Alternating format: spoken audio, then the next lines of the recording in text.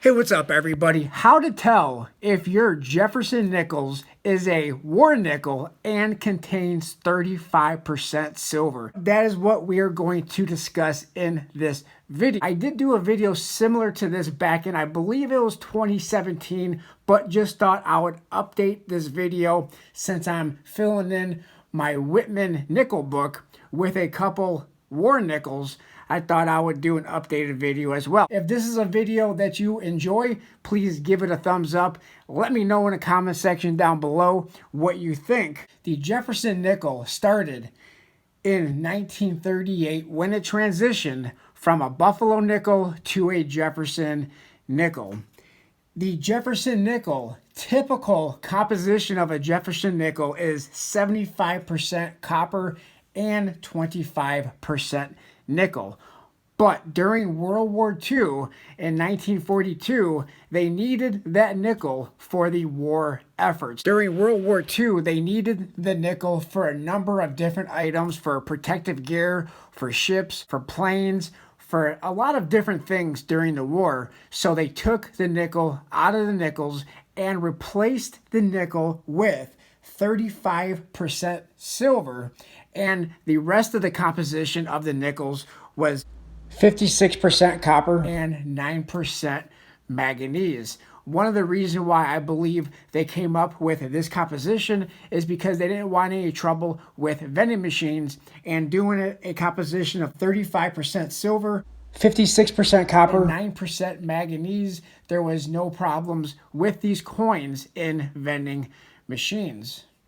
I believe, however, Congress did authorize the mint to use up to 50% silver, but they decided to go with the 35% silver, 56% copper, and 9% manganese. Now, war nickels are between 1942 and 1945. In 1946, they did go back to 75% copper and 25% nickel. I do not have a 1942 35% war nickel. However, what you see in front of you is four nickels. You see a 42, a 43, a 44, and a 45.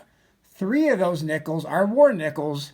One of them is not, and a 1942 is not a war nickel. 1942 was a transition year. In 1942, some 1942 nickels are war nickels and other 1942s are not.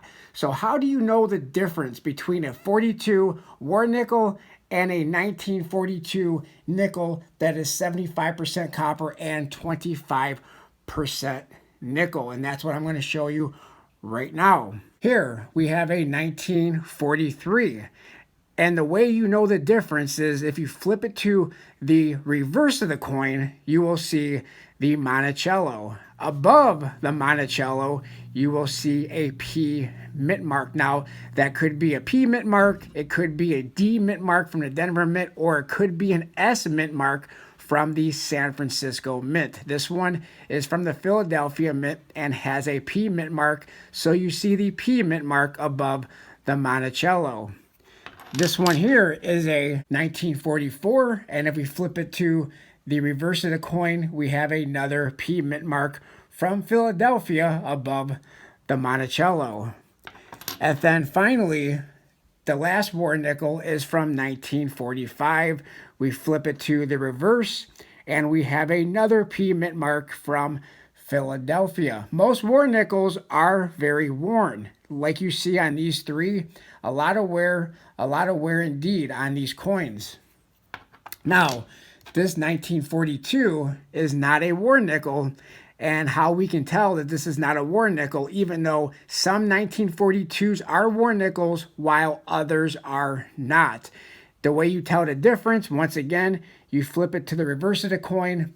There is no mint mark above the Monticello, and that is how you know if your 1942 Jefferson nickel is a war nickel or if it's just a nickel that contains 75% copper and 25% nickel. I did say that I was going to update my Whitman nickel book, and that is exactly what I'm going to do in this video, we are going to fix that camera just like that. And we are going to put a couple of these nickels inside this nickel book. So we're going to put that 1943 war nickel in there, as well as this 1944 war nickel in that book, and also this 1945 war nickel, and this 1942 nickel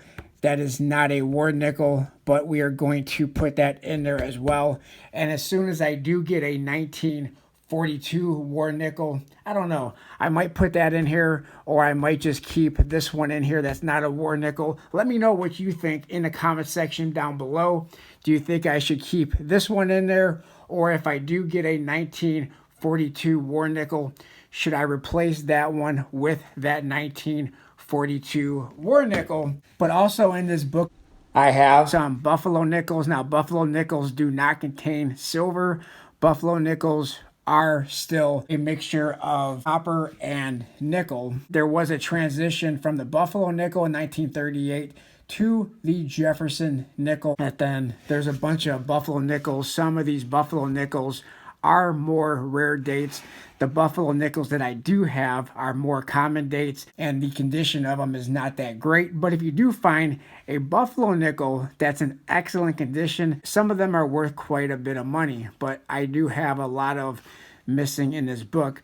Now, this book I did buy as part of a collection that I bought earlier in 2021. So most of these coins I did not even purchase, except for they were in the book, a part of the collection that I purchased, and that is what this book is actually from. So really cool. So there you have all the Jefferson nickels, most of the Jefferson nickels, with the exception of a 1950. I even have a 1955 in there. I do believe 1955 has a double die. I have not looked at this one under a scope to see if this one has a double die or not. But there you have all those Jefferson nickels in there. That then, as well as a few of these buffalo nickels, 1938, 1939, really awesome. So definitely let me know what you guys think in the comment section down below. I appreciate everybody for watching. Let me know if this video helped you as far as being able to tell the difference. Let me know in the comment section below. Did you know the difference between a war nickel and a non-war nickel? Let me know in the comment section down below. I appreciate everybody for watching. Like, comment, subscribe, share this video. Thanks everybody for watching, and I will talk to everybody on my next video. Thanks a lot, everyone.